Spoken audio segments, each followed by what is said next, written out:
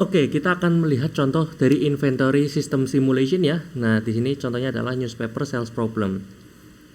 The following is an example of how to determine how many newspapers should be purchased within a certain time period when stocking is done only once. Any remaining stock at the end of the period will be sold as scrap. Jadi kita kan mau sebagai inilah ya penjual koran, kemudian kita kan pesan dari koran tertentu, misalkan Tempo, kemudian apa lagi ya? Saya nggak tahu koran-koran di Indonesia itu apa aja. Koran A, koran B, koran C gitu kan ya. Mungkin kita ngestok atau dari satu distributor aja, dari satu produsen aja nggak apa-apa. Jadi dari koran A misalkan, kita itu beli gitu kan ya, ngestok sekali. Nah, kemudian kita akan ngejual itu. Nah, kalau ngestoknya itu kebanyakan, nanti kita akan jual sebagai scrap ya. Artinya sisa-sisa koran mungkin harganya jadi ke diskon, karena kan koran itu tergantung hari. Misalkan koran hari ini harian ya, besok kan udah outdated ya ininya, korannya, beritanya udah kadaluarsa. Makanya kita harus nyetoknya itu seoptimal mungkin, artinya nggak kebanyakan biar nggak ngejual sebagai scrap ya, artinya barang bekas ya, atau nggak kekurangan ternyata demandnya lagi tinggi, kita nggak bisa ngejual kayak gitu, nggak maksimal nanti keuntungannya. The newspaper seller buys newspaper at 33 cents each and sell them at 50 cents per copy. Jadi kalau kita ngebeli itu harganya 33 sen dari produsennya dan kita jual kembali sebagai 50 sen. Tapi nih, kalau tidak terjual nanti kita akan ngejual sebagai ya kertas atau koran bekas ya yang bisa bungkus makanan atau apa, itu harganya cuma 5 sen per copy. Jadi kita rugi sekali ya. Rugi berapa? 28. Tapi kalau kita bisa ngejual kita untung 12 sen ya per copy. Nah, newspaper must be purchased in bundles of 10 copies each. Jadi kita ada ngebelinya itu nggak bisa sembarangan, beli 25 atau gimana, nggak bisa, tapi per 10. Jadi bisa belinya 10, 20, 30, 40, 50 dan seterusnya. So the newspaper seller can only buy in multiplies of 10 tadi ya. Nggak bisa tiba-tiba 25, 27 kayak gitu. Nggak bisa. Harusnya kelipatan 10. There are 3 types of days in a week. Nah, kadang kan kita punya day yang bagus, misalkan ada good, fair, dan poor ya. Nah, kalau misalkan good ya berarti penjualan kita lagi gacornya, lagi bagus sekali. Fair itu ya oke lah, nggak terlalu bagus, nggak terlalu jelek. Nah, kalau poor itu lagi sedikit orang yang beli. Kita nggak bisa ngatur ini ya, hari ini bagus atau enggak. Itu kan ya sesuatu yang random ya, kayak gitu. Makanya kita belajar statistik ya. Nah, ini makanya ada probabilitasnya. Misalkan setelah kita berdasarkan pengalaman ya, ini kita lihat bahwa 35% itu biasanya adalah good day, 45% adalah fair day, dan hanya 20% yang biasanya penjualan kita performanya turun ya, lagi unlucky. Ada hari-hari yang memang kurang oke, beritanya kurang bagus. The daily newspaper demand distribution is given in tabel 1. Nah, ini tabel 1 mana ya? Nah, ini ya, distribusi of newspaper demanded. Contohnya, kan tadi kelipatan 10 ya. Misalkan kalau ada 40 demand ya, orang-orang ada 40 customer hari itu kita. Itu 3% ya. 3% itu ada di good ya. Sebenarnya 10% di fair dan 44% di poor. Artinya kalau demand kita 40 itu ya kategorinya itu termasuknya hari yang jelek gitu. Harusnya kita bisa ngejual lebih dari 40. Nah, jadi kan 44% ya, dominan sekali. Ini dikategorikan sebagai good day itu hanya 3% dan fair day itu cuma 10%. Artinya kalau demand kita 40 itu termasuk kategori yang hari yang jelek. Kemudian kalau demandnya 50 ini tetap hari yang jelek ya, 22% ya, dominan ya. 60 itu masuk ke fair ya, berarti harusnya kayak kalau kita hari ini ngejual 58 atau 60 koran atau 62 koran, nah itu termasuknya ini hari yang sedang-sedang aja gitu. Nah, kalau 70 ini termasuk fair dan good, 80 kejual itu termasuknya good ya. Jadi kalau hari ini kita ngejual sekitar 80 koran, nah berarti itu hari yang bagus ya buat kita sebenarnya. Hari yang oke, berarti penjualan kita lagi oke, apalagi 90 dan 100.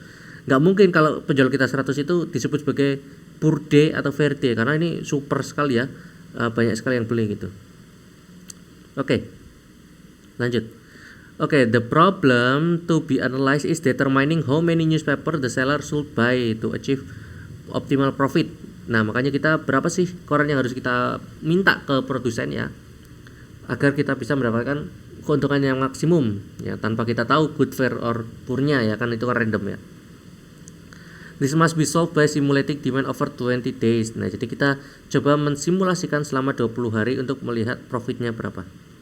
Profit itu dihitung sebagai revenue from sales ya. Ini $50 tadi kita jual dikurangi 33 ya. Ini cost newspapernya. Dikurangi loss profit from excess demand ya. Nah, kemudian juga salvage from sale of scrap papers. Artinya kalau kita ngejual apa namanya?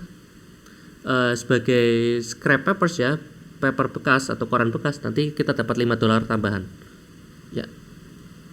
Nah, as mentioned earlier, the revenue from sales itu harganya 50 sen kita jual ya, dari kita belinya itu 33, maka keuntungannya itu kan 17 sen ya per kopi gitu. Nah, kemudian the value of leftover itu 5 sen per kopi. Jadi kita bisa dapat 5 sen atau 17 sen per kopi, tergantung kita ngejualnya sebagai fresh koran atau outdated koran. Nah, tabel 2.3 provide random digit assignment for each type of day and each demand for each day. To solve this problem through simulation, a set of rules is needed for the number of newspaper purchased each day. Then, the newspaper demand is simulated 20 hari to determine total profit.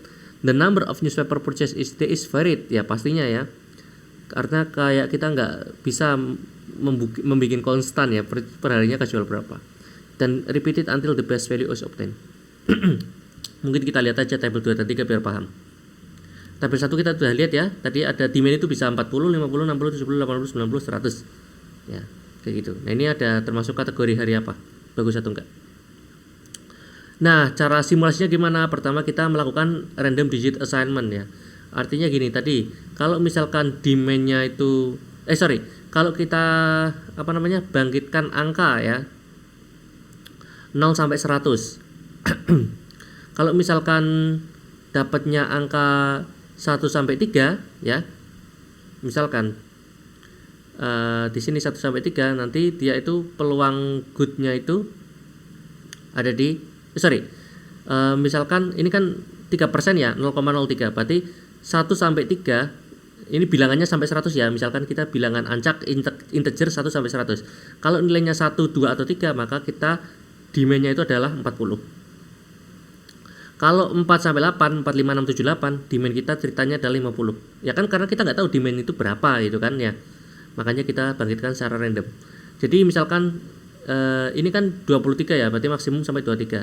Jadi 9, 10, 11, 12, 13, 14, 15, 16, 17, 18, 19, 20, 21, 22, 23. Itu berarti demand kita itu 60. Jadi kita bangkitkan bilangan acak 0 sampai 100 sampai misalkan 100 ini terakhir ya. Kalau bilangannya 94 sampai 100, nanti kita akan dapatkan demand 100 gitu. Nah, kenapa kita bangkitkan bilangan random antara 1 sampai 100? Agar kita bisa mensimulasikan bahwa demand dari customer itu kan random, sesuatu yang random, kita nggak bisa atur jumlahnya berapa. Itu kalau hari kita itu good. Kalau fair gimana ya? Sama ya, ini kan 0.1 berarti 10% ya, 0 sampai 10. Kemudian ini 0.28 berarti tinggal tadi kan 10 ya, berarti 11 sampai ininya berapa? 28. Ini berarti 29 sampai 68 kan, selanjutnya dan seterusnya. Jadi tergantung, kalau hari kita good distribusinya kayak gini, dapat demand-nya gini. Kalau fair dapatnya kayak gini. Kalau poor sama ya, nanti dapatnya kayak gini. Nah, tapi kan kita nggak tahu, kita harus pakai yang good, fair atau poor nih buat ngeprediksi demand, maka kita butuh tabel 3. Nah, jadi kan kita tahu tipe hari ya. Kalau harinya good itu 35%, fair itu 45%, poor itu 2%. Nah, kalau dikumulatifkan, jadi ya totalnya kan peluang itu 1. Jadi 35 tambah 45 itu 0,8, 0,8 tambah 0,2 itu 1. Jadi kalau 0 sampai 35 kita bangkitkan bilangan acak dulu ya. Antara 1 sampai 100, jika dapatnya misalkan 32, berarti dia masuk kategori hari ini hari yang bagus. Kalau kita 36 sampai 80, misalkan kita bangkitkan lagi 1 sampai 100, didapat nilai 71. Nah, berarti masuk kategori fair ya. Kalau 81 sampai 100, misalkan kita bangkitkan dapatnya 85. Nah, kategori poor ya.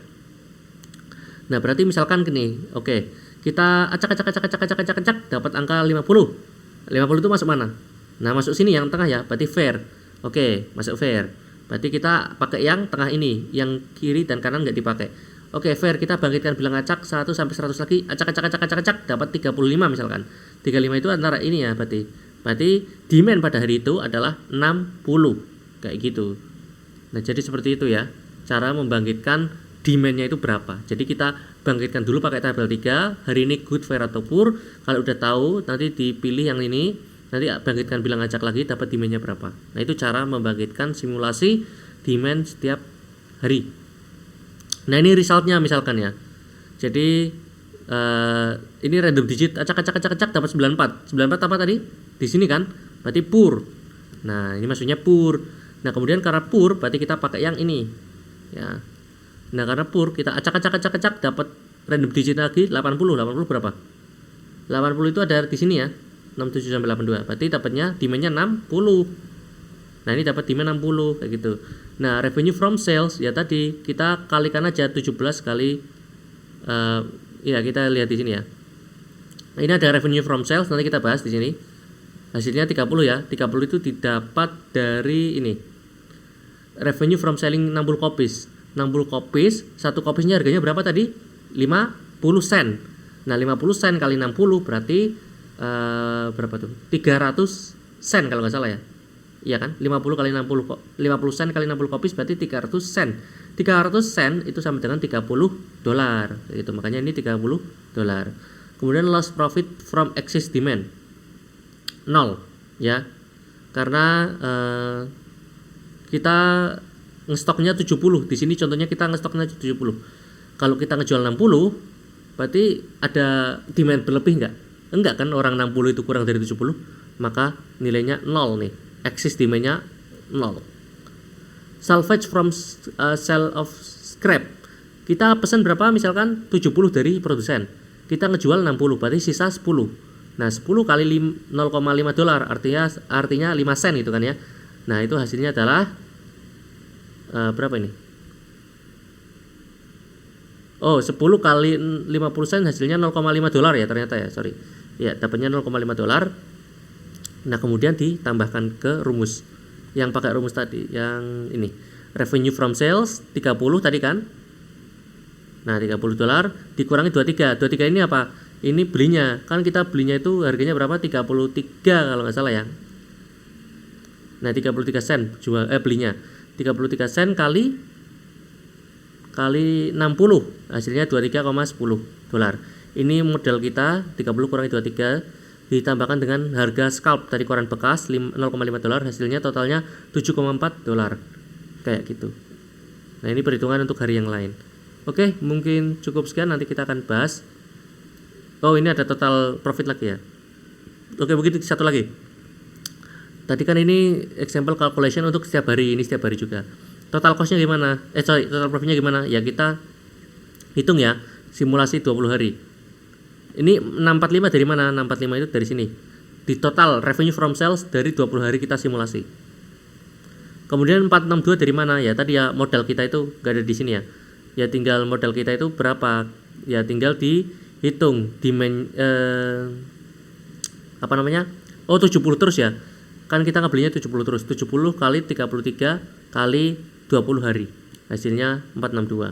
Kemudian dikurangi dengan 13,6 itu demand yang enggak terpenuhi. Kan ada beberapa hari ya. Kan kita demand beli ke produsennya 70. Tapi ada beberapa hari yang lebih dari 70. Misalkan nih 90, 80, berarti kan ada customer yang enggak terpenuhi. Nah, itu dihitung juga nanti dikalikan dengan 5 sen. Nanti totalnya dalam 20 hari itu ada 13,6 dolar, ditambahkan juga dengan sisa-sisa ya, scalp ya, artinya yang koran yang tidak terjual tadi itu berapa. Ini kalau selama 20 hari 5,5. Nah dijumlahkan semua, total profitnya jadi 174,9 dolar ya. Nah ini sekitar 2,5 juta, mungkin 2.300.000 rupiah per 20 hari kayak gitu. Oke.